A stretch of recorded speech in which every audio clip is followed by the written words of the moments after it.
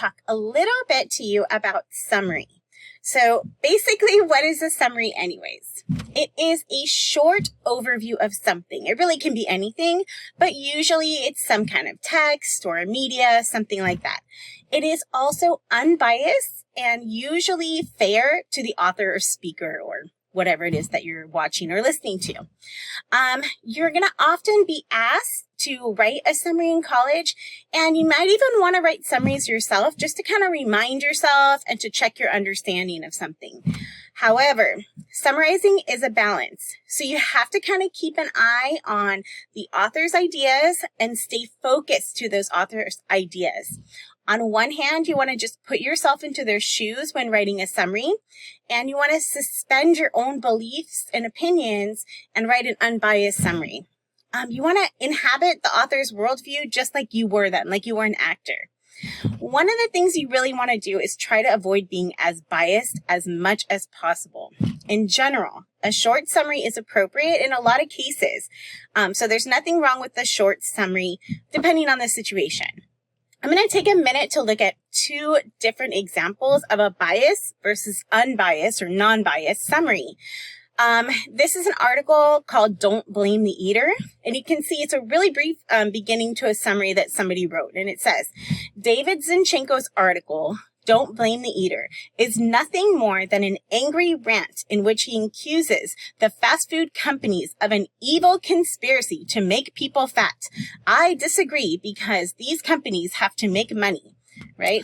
Or you can do a much less biased summary, and this is just a short summary, and say David Zinchenko's article, Don't Blame the Eater, discusses the fast food industry's ubiquitousness. He continues by emphasizing that many people live in food deserts and struggle to find access to quick, cheap, healthy foods. I agree with Zinchenko. People do want to be healthy, but oftentimes they do not have access to healthy food. So, as you can see, you want to make sure that you leave those biased words out. Things like evil conspiracy, right? For this class, in most situations, you are going to also respond to the author. So please tell the reader as much as they're going to need in order to understand the article or what you're referring to and the merits of it on its own. Okay, so independent of you. Don't assume that the reader or audience already knows what you or the author is talking about. In other words, make sure the reader really knows what the author was saying. Don't try to create some kind of cliche, because cliche syndrome is a real problem. Make sure that you're not just confusing it with something that you already believe. So, for example, sometimes people will read Dr. King's letter from Birmingham jail and say things like, oh, it's about let's all just get along, when that wasn't really the point. You know, he's calling, it's a call to arms and speaking directly to those pastors and preachers who had in many ways turned their backs on him, right? So it's not exactly a let's all get along. On the other hand, know where you're going to be going. So this is kind of a paradox. Summarizing requires you to represent the author fairly, but it also requires you to exert a quiet influence over the summary. So you really should have your own agenda as you go along. But this really does depend on your topic. In general, though, a good summary has a good focus or spin.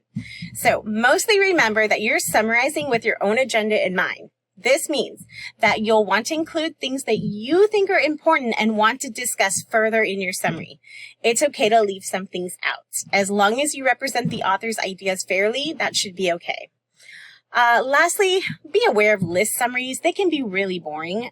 So you can this happened, then this happened, then this happened. It can be awfully boring. So look at this cartoon. It's from another text called They Say, I Say. And you can see in the cartoon it says, and then he points out, and then another, and then they say, right? The effect of a typical list summary, right? And everybody is asleep. You really don't want to do that. However, sometimes a list summary is appropriate. It just depends on the situation.